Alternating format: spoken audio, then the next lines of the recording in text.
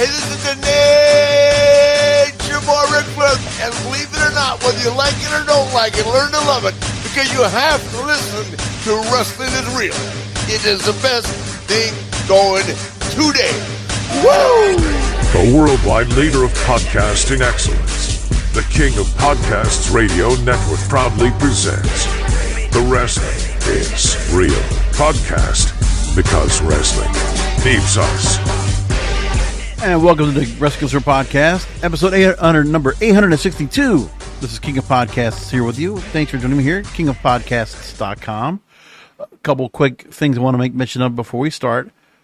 AEW Dynamite, MJF winning the international title over Will Ospreay in a 58-minute, 58-second match. 59-minute, 58-second match.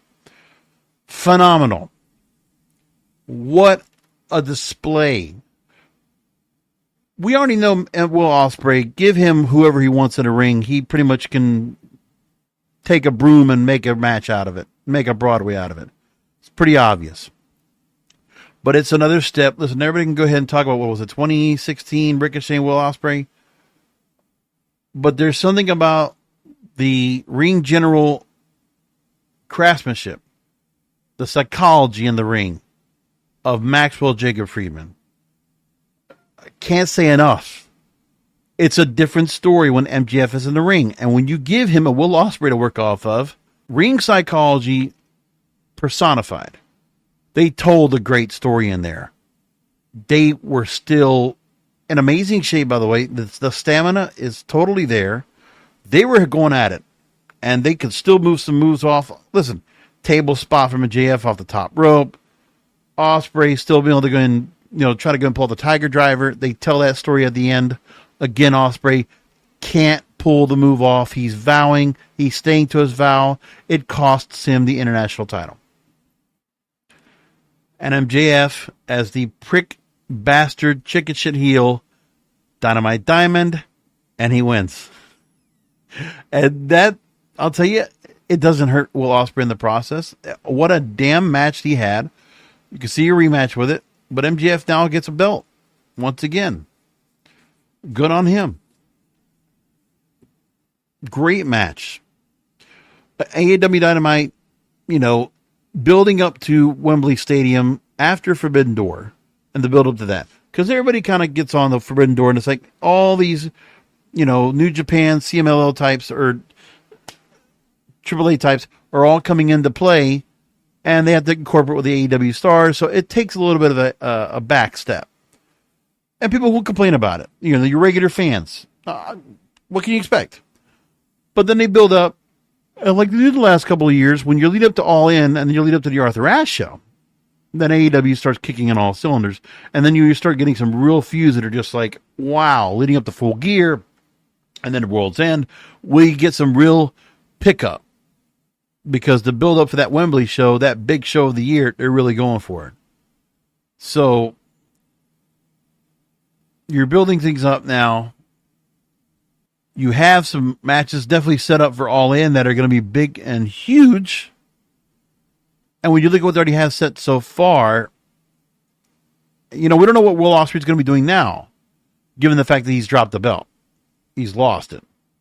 What do they do next? Well, we'll have to figure out what it's going to be, because right now, Swerve Strickland, Bryan Danielson set for the world title. But first, we got to go through Blood and Guts, which looks really big for next week. Mariah May coming out as Toni Storm, and she looked amazing in the look, but you can't, you got to be pissed off at her. Like, amazingly, what a heel turn in this role. She has so much heat, Mariah May, going into her match with Toni Storm for the women's title. Incredible. And we still have, quite a bit of time before we get to that. Again, 6 weeks. Setting things up. It's getting really well. Mercedes Moné, Britt Baker, the heat is going on. They're turning it up for that as well. It's great.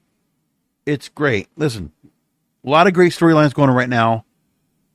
So people are talking a little bit higher up about AEW. So good for that.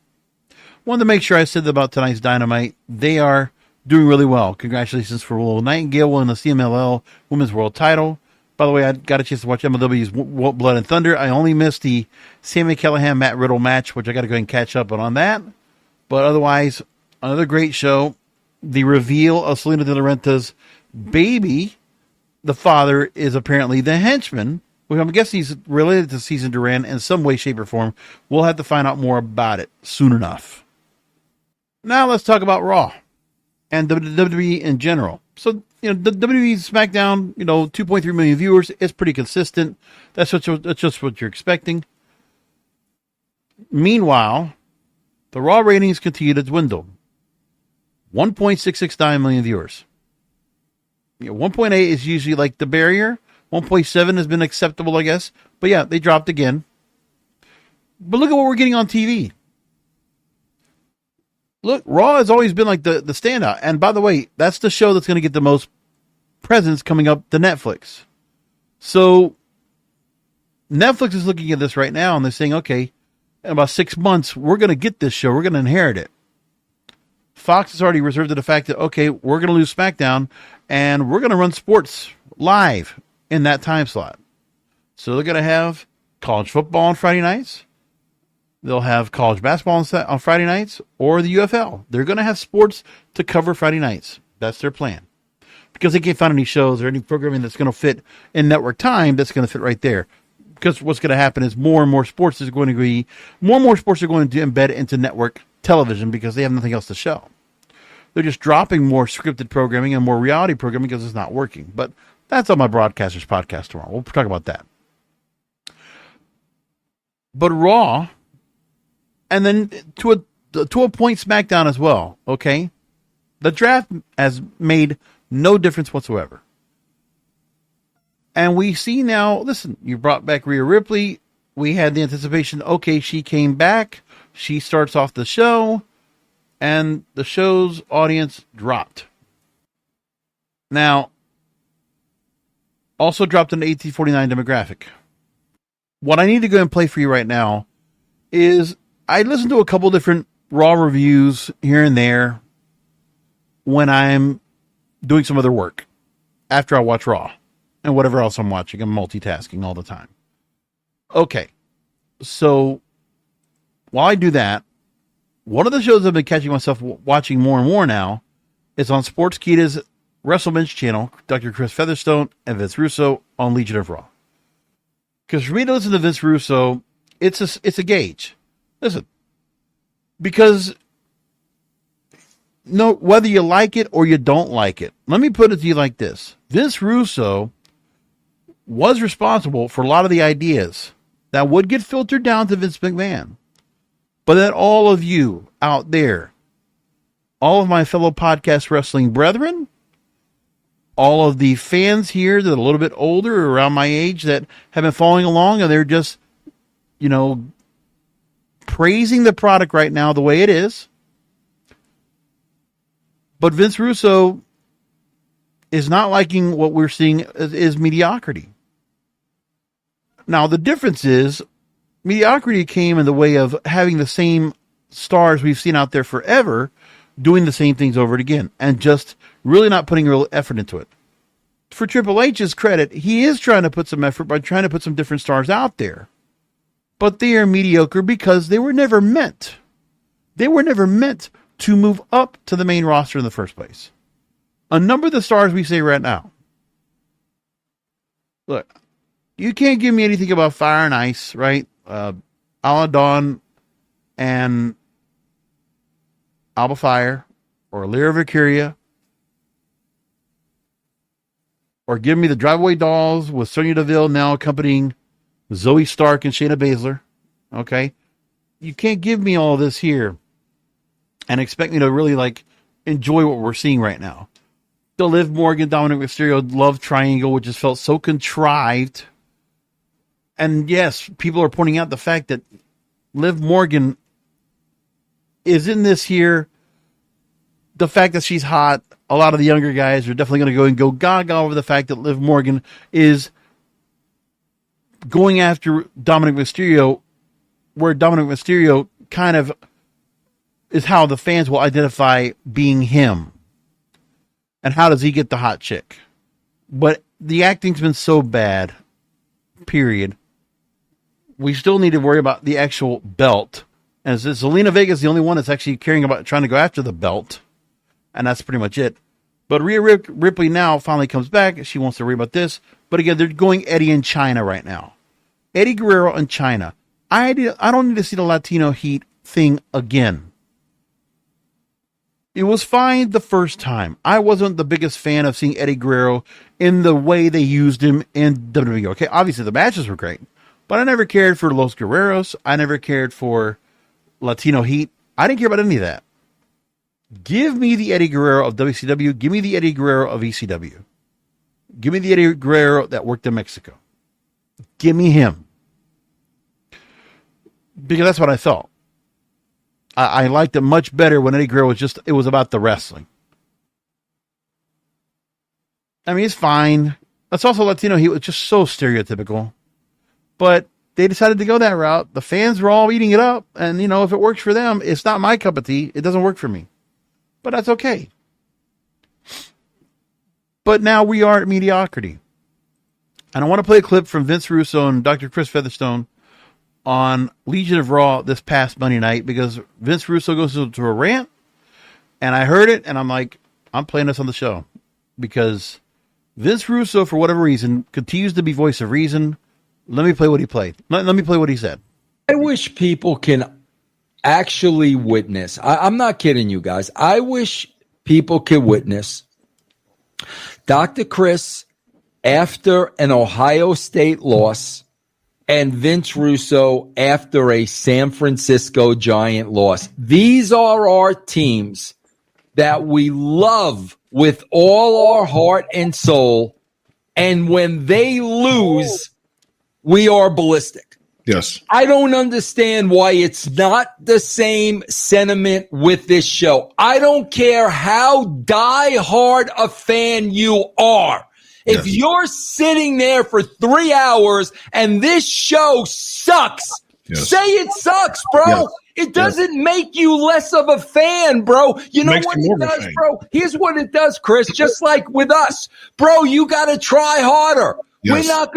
We're not gonna accept mediocrity. You want us to watch this show, you've got to work harder. Do we not do that, Chris, with our sports teams? 100%. 100%. I've literally. Okay.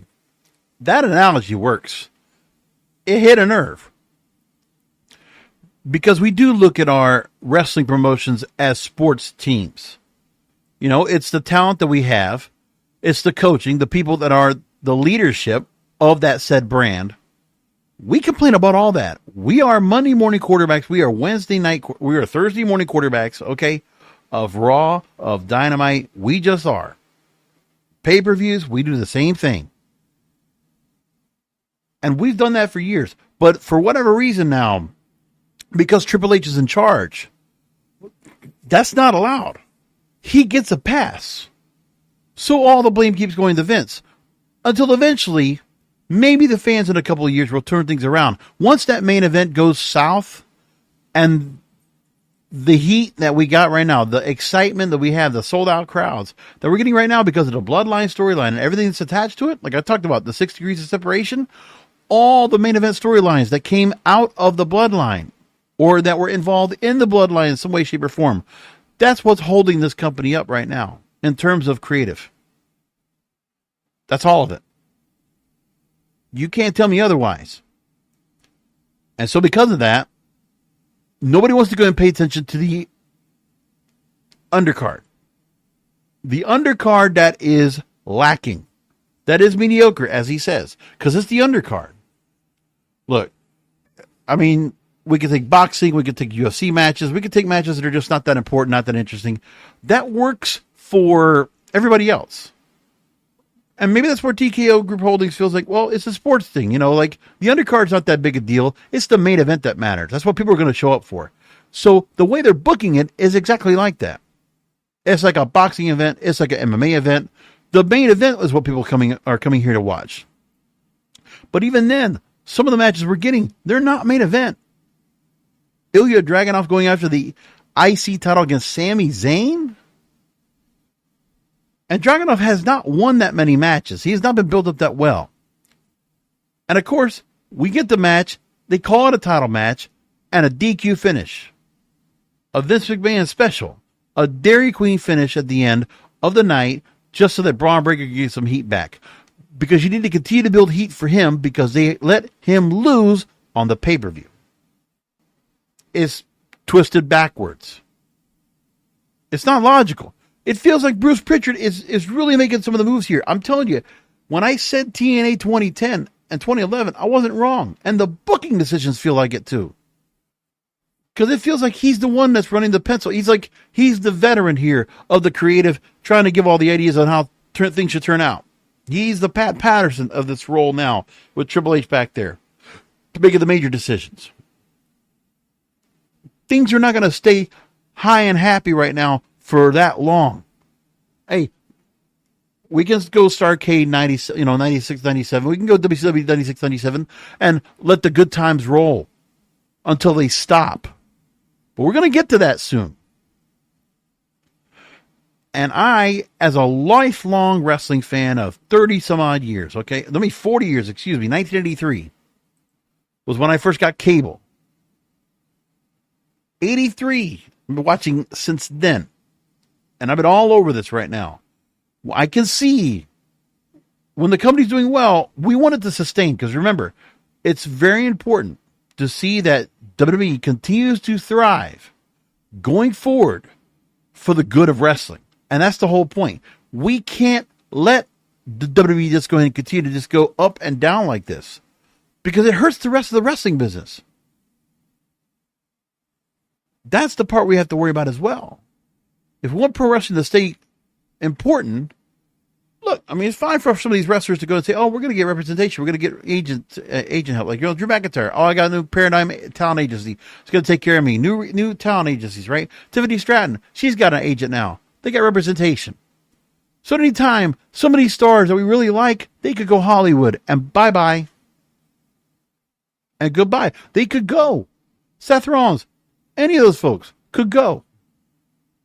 And what are we going to be left with? The future of this company, okay? When you think about the roster we have right now, Damian Priest, Seth Rollins, Drew McIntyre, Tiffany Stratton, among others. We could throw Roman Reigns into that, obviously. They're all possible to go Hollywood. Because people know that wrestlers, some of those folks are really good at acting and all, right? Hey, when John Cena comes back to start doing the retirement tour, and look at the people he gets to work with, you're telling me that there's not going to be some talent scouts from Hollywood that are going to be paying attention, some agents that are going to go to these shows? They're going to be paying attention to who is interacting with John Cena. We know John Cena. He's acted for us. He's made us a lot of money. Who else on this roster like him can make us money like John Cena, The Rock, Dave Bautista, and others? Because it's going to happen. I said this before. We don't say this enough. But there's always these times, the potential that some of these main event stars will go away to Hollywood, they'll go away to somewhere else, and they don't need wrestling. Because unlike Vince, who was so convincing at keeping people around and coming back and coming back and coming back. Remember, John Cena didn't say necessarily anything bad about Vince McMahon on the way out when Vince had to leave. John Cena kept coming back for Vince. Brock Lesnar kept coming back for Vince. I don't know if Triple H has that kind of pull, if he has that kind of persuasion to bring people back. Now, the John Cena and The Rock can get some nice paychecks, and they can get paid handsomely by TKO Group Holdings, but are some of these other stars going to get that same kind of treatment? Hey, Becky Lynch has not been heard from since. In several months, we've heard nothing. She could pop up anywhere. And before she had her baby, before the book, before, she had, all this going on with the contract, man, she was going to be Hollywood bound. And there's still things she could be doing right now. We don't know what she's going to do yet. But hey, I guess I'm one of the few people that's going to actually talk about this and actually make a point of saying, while the good times are rolling, they're not going to stay that way.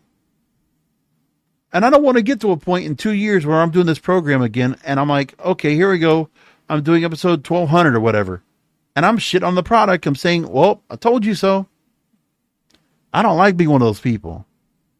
I'm a proactive person. I like to go and get things forward and try to move things forward to get to somewhere. I try real hard, but I'm concerned about what's going on right now with the company, what they're going to be doing going forward, because I don't know. I'm wondering what's going to happen soon enough, and that's the part I really need to worry about. Like, what are we going to be seeing soon enough? It scares me. So I want to see something more. I don't know what that's going to be, but we'll find out soon enough. So on Raw this week, there are a few things to bring up. Now, of course, we could talk about, before we get to that SmackDown, the fact that the Bloodline, Vince Russo made a point on Legion of Raw that, hey, there's a flip-flop back and forth parity between when the Bloodline gets attacked or they attack someone. So the Bloodline are not dominant right now. They're just kind of sitting here, and that's whatever there is. We got Dominik and Rhea with their edgy romance. And Liv Morgan, being involved in here. The thing is, Dominik trying to say, oh, that you're my mommy. And like, okay, but Rhea Ripley, they never showed anything kind of intimacy, as I said before. So for Rhea Ripley to be upset, on television, he hasn't done anything. And why would she confront him about what he's doing backstage? There's no intimacy. There's nothing that shows that they're a couple. Nothing of love at all. So it doesn't make any sense. In Damian Priest's lead up, okay, we got to play that real quick, where he's talking to Gunther. And by the way, Gunther, not being seen on TV for several weeks, we didn't see him leading up to the pay-per-view, Money in the Bank. We didn't see him leading up to that. After King of the Ring, nothing. You were going to have a SummerSlam. We're going to wait until couple of weeks out to bring him out now, which tells you a lot that, they have to protect him because that accent and what he says in the ring, he's just not that kind of talker that works for this WWE crowd. Meanwhile, Gunther works anywhere else. His promo work and his wrestling will work anywhere else in the world. But in WWE, if he doesn't have that ultimate ability of getting that audience over on him, we don't even know if he's a face or a heel right now. But the Damian Priest Gunther face-to-face left a lot of questions. So let's go ahead and bring that up. Maya, no. We all know.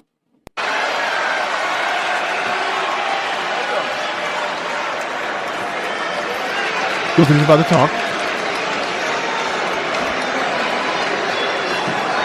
Ladies and gentlemen, the World Heavyweight Champion. There's a lot of parity between both. It's not like one is over the other. Still so confident. Still carrying the weight of the world on your shoulders. Week for week carrying Monday Night Raw. And still living out your childhood dream of being the World Heavyweight Champion. Respect. Yeah. All honesty, good for you. And while I was away, I paid close attention to you. And I made my honest assessment. And the result of that I want to share with you now. You're not living up to it. The problem is he needs talking points. Your reign has been nothing. No prestige, no contributions. List the wrestlers. But I understand it. It's okay. Because you and me, we are not cut from the same cloth. So I come in good spirits, and I want to do you a favor. I want to lift that weight off your shoulders, spare you that embarrassment at SummerSlam. Just hand me my title, and we move on.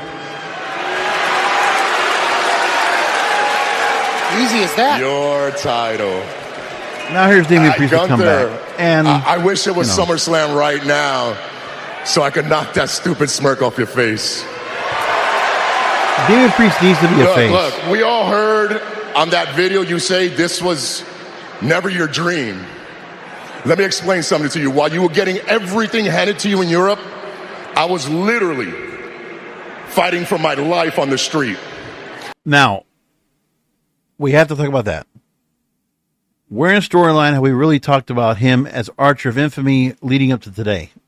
Archer of Infamy in NXT, he was a nightclub guy all dressed in black. When have we had anything about this at all? We've never seen one promo. We've never had one vignette. Nothing to build back on this background here. Just his Puerto Rican background. We don't even know that much about that except for the fact that he was friends with Bad Bunny. What do we know about him? Listen, he's got a great look. He wrestles really well for the most part. Has made a couple of mistakes in the ring in some of his matches, but that's okay. But Damian Priest as a champion, I am all good about that. But if you want him at the next level, I mean, could you see him right now at odds with Cody Rhodes? Listen, if we didn't have Judgment Day as a leg to stand on, what more does he have? Tell me that. There's no story behind him. There's no background behind him. He's never had the chance to have that story be told. So when he comes at it here, it's like maybe he's making it up. It's the problem that they didn't give us anything to build up around the star for us to care. Because if he's going to turn face, then we need to have something to take from him so we know who it is, so we can empathize with him. But no, he's been 20 years on the street. Let's go and play more. I fought for 20 years in the street to get here, let alone become the world champ. That's an empty statement. Because they never helped us out and say anything about it. If this is not your dream and you're just here for a paycheck, I don't care the reason. We don't need you here. I know you're good, man, but I don't give a damn. I earned this. And you are the last person around here that's taking this title from me. They were given nothing to work off of. Look, if it's AJ Styles and Cody Rhodes, they can actually tell a story. You want to give those guys something to work off of, and then, you guys figure it out. Yeah, they can. These two have no chemistry with each other. There's no heat. There's nothing I've heard right now at all, except just a little bit of braggadocio. That's it. There's nothing here. There's no heat whatsoever. I'm sitting 3 minutes into this promo, asking, like, okay, we know they have the match. But are we going to give a little bit of sizzle to this match? Are we going to go and see something here? Are we going to build something up? Like, before we get to the fisticuffs coming up, because they're going to brawl with each other.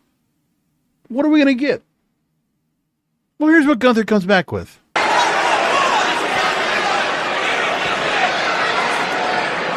I recognize your hardship, and I'm not going to question your street credibility. But let's be honest, being on the street is a choice. Come on. I mean, don't blame me that your parents thought their offspring is not worth it to provide it with a good life. My parents, they provided me with everything. My qualities and my greatness were recognized for my whole life. So, while you were apparently fighting for your life on the streets, I received calls from WWE begging me to sign a contract with them. And the reason why they were begging me is to avoid that people like you get in the position to call themselves World Heavyweight Champion. And once again, it will be on me. Because who, if not me, that takes on the challenge, that takes on the responsibility to restore the honor and prestige of this great sport and the World Heavyweight Championship. You know what? By the way, this is not working. The crowd's quiet. They're not feeling this. There's not much to go with here. And this is where there's a bit of a disconnect, because Gunther's promo probably works better if he does this in Europe. UK, Germany, wherever. In America, for a WWE audience, doesn't resonate. It doesn't. I mean, I guess where he's coming from, but, you know, we're going to get to the street trash comment, and that's going to be the thing that they say that's going to work, that's going to, you know, get the blood boiling right here. And here it comes. There's one thing I don't understand either. I do not understand why all those people here don't love you to death. Because they are just like you. Whatever you're going to achieve in life, you are and you always will be street trash. That was a line they made sure to go and say, and it was so fake when he said it.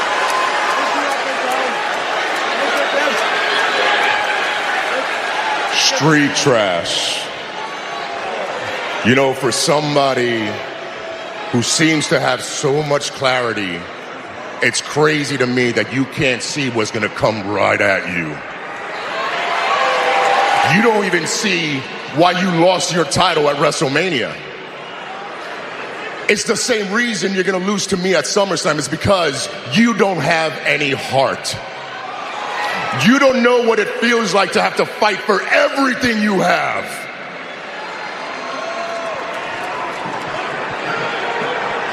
Gunther, at SummerSlam, I'm going to remain El Campeón.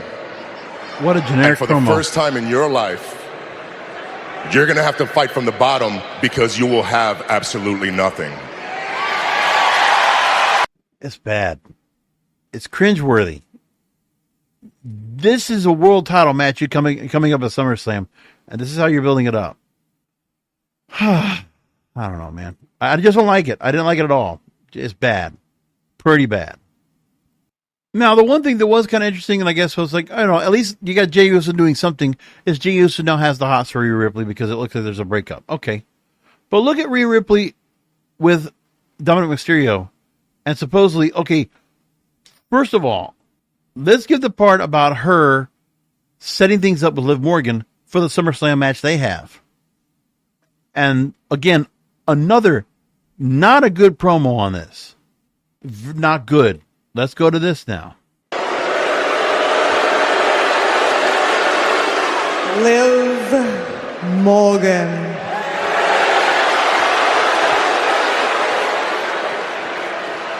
And I've seen her running around with something of mine, and it's not Dominik Mysterio, no, because I'm going to handle him later.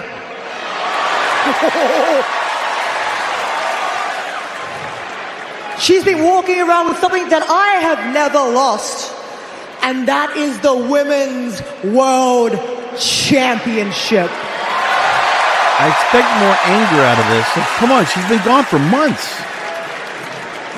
Now, Liv, you think that you took me out, yeah? But the funny thing is, you really just actually pissed me off. So what I want you to do is, I want you to walk out here and bring your stupid little self in front of me so I can rip you apart. Come on.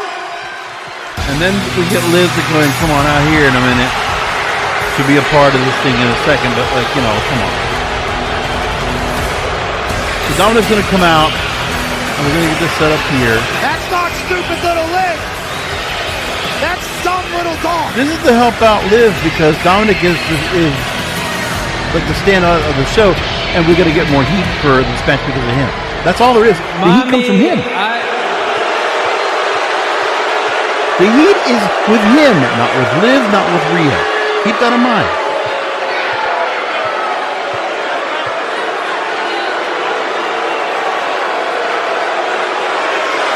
It's all heat for Dom. He's the only one that gets heat here. Mamacita. Doing his Eddie impression. ¡Cállense y déjenme hablar!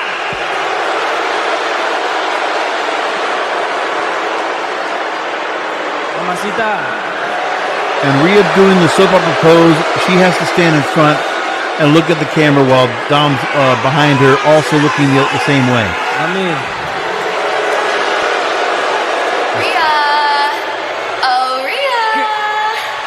And here's the cringe. Can you hear me okay? Hi, my sweet girl. Before I get started here, I just wanted to apologize about my voice. I had a very, very long weekend in Mexico, and I've always been known to be quite the screamer. Hi, Daddy Dom. But Rhea, how are you doing? Is your shoulder feeling okay? I wasn't sure when we'd see you again because of what I did to you. My shoulder's doing great, if you wanted to know. All because of this. Rhea, I think by now that you know I meant it when I said that I wanted to take everything from you. And that includes Dominik. But I do have to admit that at first I really didn't see what you saw in him. I was kind of confused. I just wanted to hurt you. But then I got to spend time with him, and I got to look into his eyes.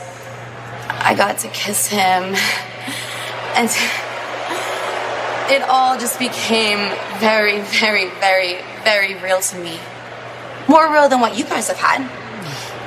And since you've been gone, I've had him all to myself. So while Mommy might finally be home, Liv is finally on top. This crowd's quiet. They're turning the sound up to try to get the crowd in, but the crowd's just like a regular noise. Mommy, it's not what it looks And like. see, here comes the heel heat for Dominik alone. Liv! The thing is, I actually knew you'd be too scared to come out here and face me. Because you know that when you get in my ring, your revenge tour ends.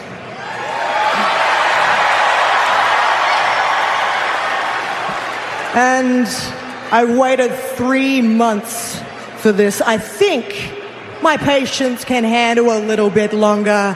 That's why I'm gonna set out this challenge. SummerSlam. Well, if you were waiting for that, why don't you just put Dom on the line? Ripley versus Liv Morgan for my Women's World Championship. They should just fight over Dom if they're going to do that, I guess. Because the belt doesn't mean anything to either one of these two. I always knew that the end game here would be Rhea Ripley versus Liv Morgan for the Women's World Championship. So I'm not going to run, no.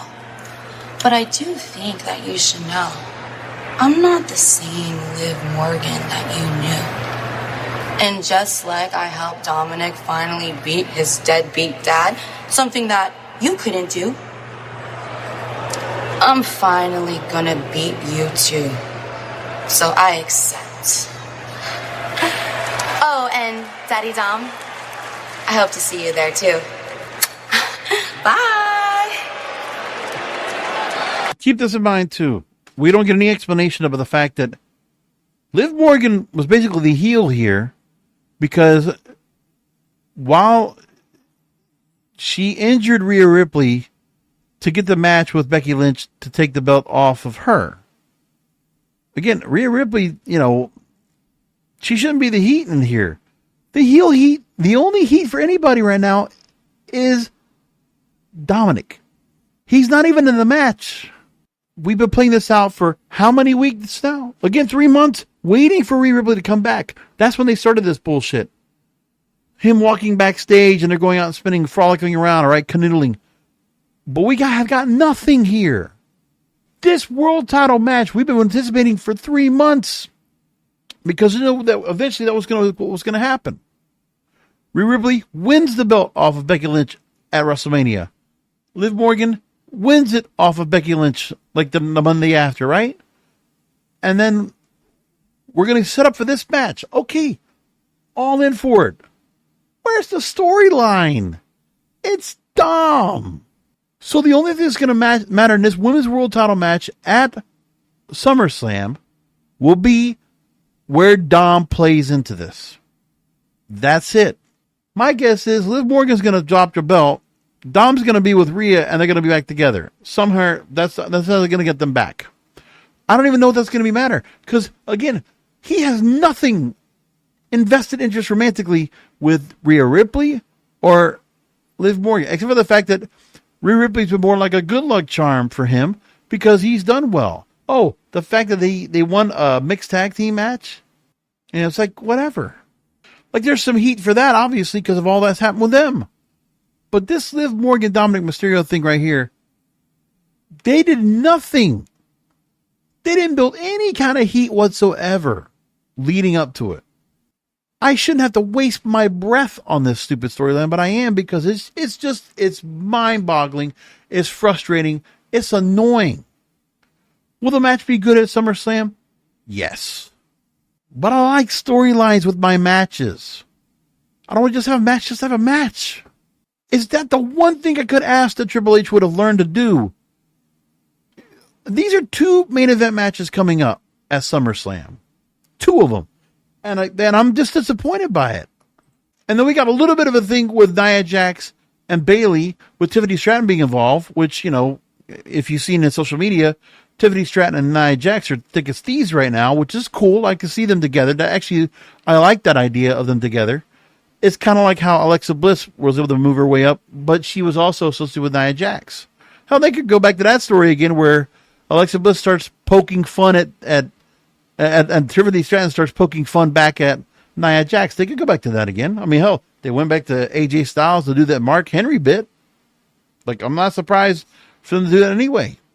But now, when we look at what's coming up next at SummerSlam, okay, Cody and Solo, yeah, they're setting things up. Fine. It's back and forth. Heat to here. But there's heat. There's been enough heat right now for the Bloodline to justify. Because right now, if they did not have Jacob Fatu, Bloodline in this current form would be suffering. But like I said, nobody's taking my idea of like, look at what happened. Solo might have won in the 6-man tag and got the pin, whatever. But the thing is that it doesn't take away the fact that Tama Tonga and Tongaloa shit the bed, and Jacob Fatu was the catalyst for them winning in the first place. But that's one match. Okay, Cody Rhodes against whoever is going to work out fine. Can't expect more than that. Again, the other 2 matches we have being built up now, leading up to, is Damian Priest and Gunther, Liv Morgan and Rhea Ripley, and we have to put Bayley and Nia Jax. Eventually. That's it. So the lead up to SummerSlam, the matches and the lead up to it, they suck. They suck. And I guess eventually LA Knight will go after Logan Paul. Like, they already had a match, right? But I guess Logan Paul's going to be over there. We don't have a match for him yet. Nothing. Nothing's been set yet. And that's where we are so far with that. Damian Priest, to build him up, to make him credible as a champion, even after he beat Seth Rollins, was given Braun Strowman. And Damian Priest is just like, okay, gets that match, whatever. I have no vested interest in what happens here either. And could very well see where Damian Priest will lose the belt to Gunther, because they might just put the belt on him already. And what is that going to mean? Like, if you don't care about Gunther doing promos as a champion, fine. But he's not doing, listen, and that's nothing about him. The guy is like full-fledged. But for the most part, I don't need Gunther speaking. Because it's not that he can't do promos. He can't do the kind of promos that this audience needs, with fire and vitriol and something a little more to it. He needs a Paul Heyman type with him. Believe it or not. A Paul Heyman, directing Gunther, that works. But yeah, he did have a manager. Look, same thing with Bobby Lashley. He's fine on promos, but he's not like the best. So you put a mouthpiece with him. Why is it so hard for some people to think that Gunther can't have a mouthpiece? He can't have somebody leading the charge for him and firing the people up. Why can't he even have that? When it comes to Rhea Ripley, I'm starting to think that Dominik is really the reason why Rhea Ripley's gotten over as much as she has. I'm starting to feel that. That's not good. Because they're eventually going to split those 2 up. And by the way, we have no Jade Cargill to be seen of. No Bianca Belair to be seen. They're not even apart. They lose the tag team titles. Nothing a storyline from them. They're just off somewhere else. And Braun Breaker doing the DQ and going with Sami Zayn, going after him with the spear.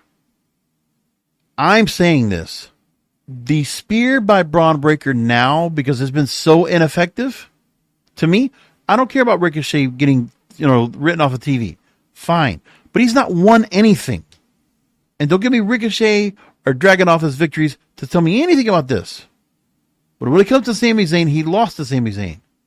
So Braun Breaker and his spear is nothing more than a Jeff Jarrett guitar shot. I said it. And I mean it. We don't need Braun Breaker to do the spear. We don't need him to do the spear. I mean, it just doesn't work. And then we get the Wyatt 6. Another thing that's like what they were doing this time around and decided to bring Bo Dallas out to confront Chad Gable of all people. We're not talking about Drew McIntyre CM Punk because that match isn't even set up yet, but then Drew McIntyre was going to apologize to officials to go and get the CM Punk. But we know that Drew McIntyre gets attacked by Seth Rollins and all this goes on. So there's another story that's going on over all as well. Now, what they did do right when it comes to the Wyatt 6, yes, I love Eric Rowan telling his story. That worked for me. So Bo Dallas, why he has to come out and confront Chad Gable was a mistake. But here's Chad Gable calling him out. I'm calling you out. Get in this ring right now, and we're going to solve our little problem. Regular old sleuth, this Gable. And so the Wyatt 6, are they faces or heels? I don't know. And Chad Gable not getting any retribution at all from Alpha Academy for being castigated, okay, for being outcast. Nothing happens to Chad Gable. He gets attacked here. He comes back like a week later, and he wins to get into the Money in the Bank cash, the ladder match that he doesn't win, but still. Now he's working with Wyatt 6. For the Wyatt 6 to be coming in as a faction, and you're using Chad Gable, of all people, to screw with right off the bat? But here's Bo Dallas coming out. Why are you bringing Bo Dallas out for this? I don't like Get out here, Bo!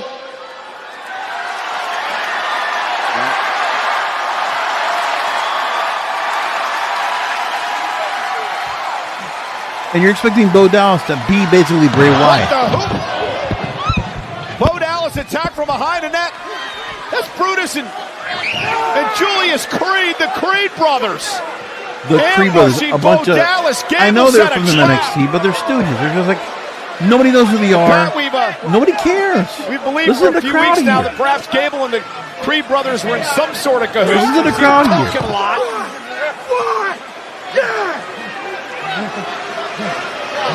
And Gable set the trap. Let's go a little bit farther up to when he's continuing to get beat up, and then Bo Dallas starts giving the maniacal laugh because the Wyatt 6 is going to come out. Come on, hit him.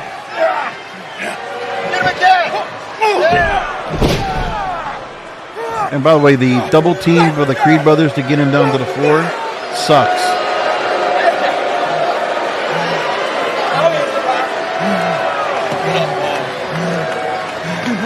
There really was being to the Bo Dallas, but that's all there is.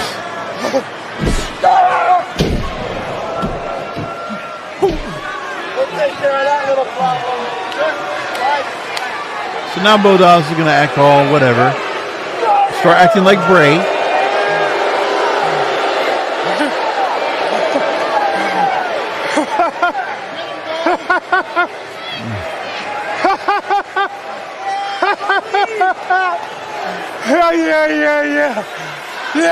Yeah. What are you laughing at? What is so funny, Bo? What is so funny? What are you laughing? There you are.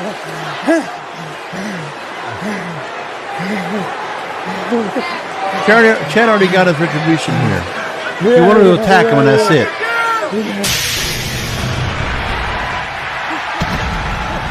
Chad and the Creed brothers just look like fools.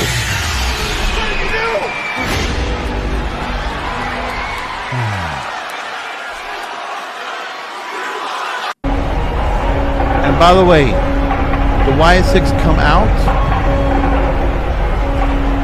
Do they attack the Creed brothers and Chad Gable?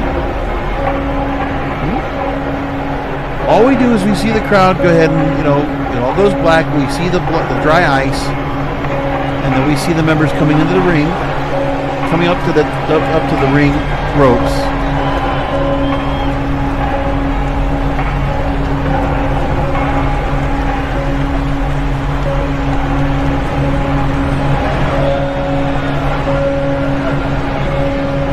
And Chad and the Creed brothers look like fools here. They're just going to scurry off.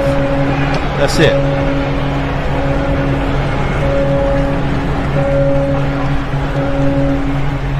And Bo gets up that's going to join. This is stupid. We're getting nowhere in these storylines.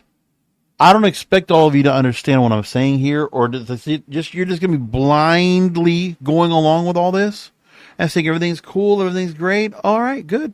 Good for you. But the TV product has to get better because the new broadcast deals come into play. In 6 months, Raw starts forking out a lot of money to put the show on Netflix. And you can't expect a couple of F-bombs or some sex innuendo, which you can't do anymore because of the 90s. What you would do in the 90s for the Attitude Era would get you canceled today. What do you think you're going to get away with? And I say this again.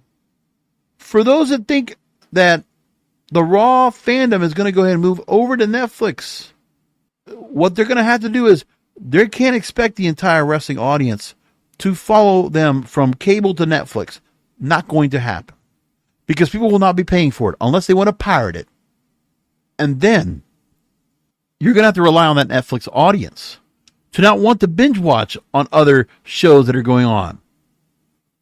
And the Netflix audience, hopefully of this 230 some odd million people, they're going to just fall into WWE sometime, watch these cringeworthy storylines that mean nothing, because you're going to have people that are not on Netflix when they don't even have that much sports content in general anyway. They don't have any live sports.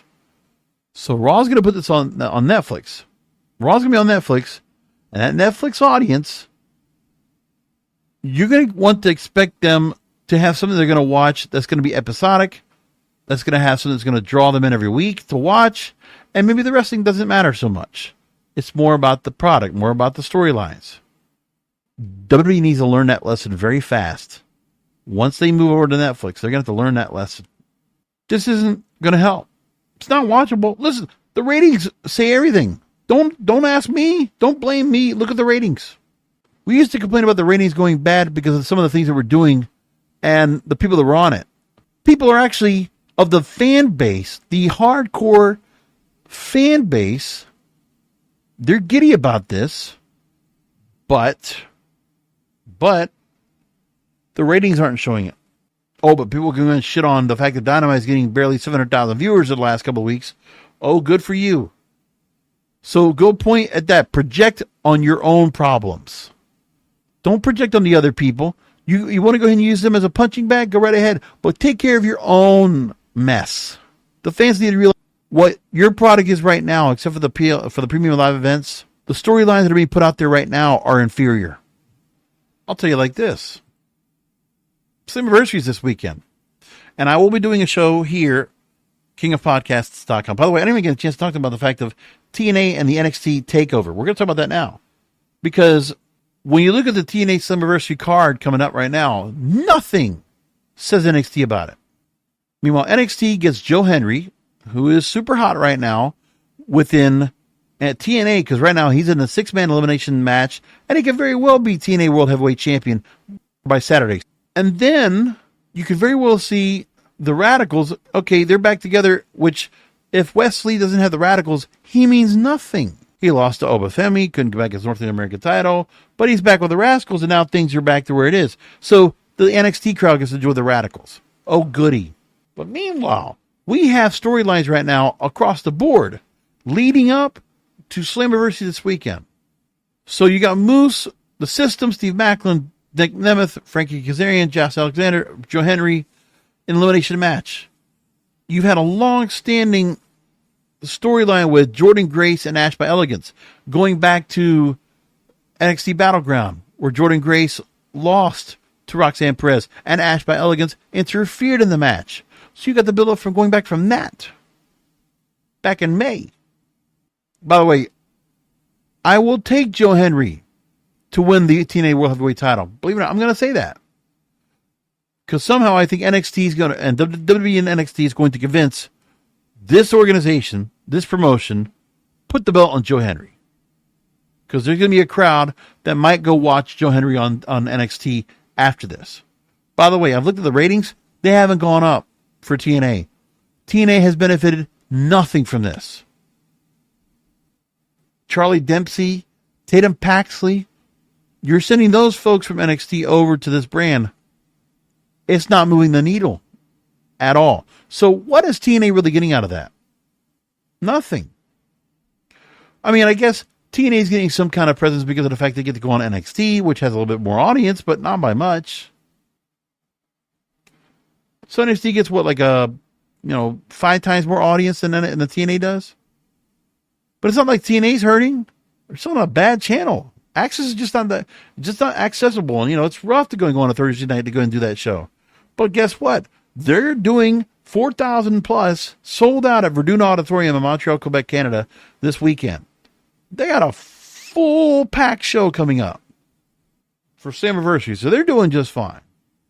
I mean, even the AJ Francis PCO storyline with Steph DeLander being involved in that. Yeah, that's working pretty good too. Pretty important. Mustafa Ali, Speedball by Mike Bailey. You got that set up. That looks really good. Knockouts Tag Team titles. Masha Slamovich, Alicia Edwards against Spitfire. So we're going to have that set up again. Other matches still set to be announced and set up. So we'll have that going along as well. But again, 5 matches to set up so far. I'll take Mustafa Ali to retain over Speedball Mike Bailey. I will take AJ Francis to retain the Digital Media Championship and the International Heavyweight Championship over PCO. And Slamovich and Edwards will retain the Knockouts Tag Team titles. I don't think we're going to have any change there. But I do think that the real change will be, I think Ash by Elegance will find a way to win over Jordynne Grace. And I think Joe Henry wins the World Heavyweight title. I do see that happening coming up at Slammiversary. I will be doing a post show on the program. Look for it right here after the show. KingofPodcasts.com. I always like doing my TNA pay-per-views, especially the big 4. So Slammiversary coming up this weekend. I will be doing a post show for that. Watch out for that. We'll do it. And we're going to leave it right all there. That's the show for tonight. Thanks for listening in, finding the show again. Enjoy Slammiversary. I hope you really love it, and it comes out really well. Let's see how it turns out. But like I said, I do think we get a noteworthy thing happening when it comes to Joe Henry.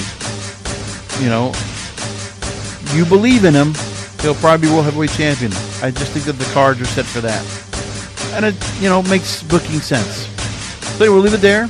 Come back for another Wrestling Podcast this weekend. Because wrestling needs us.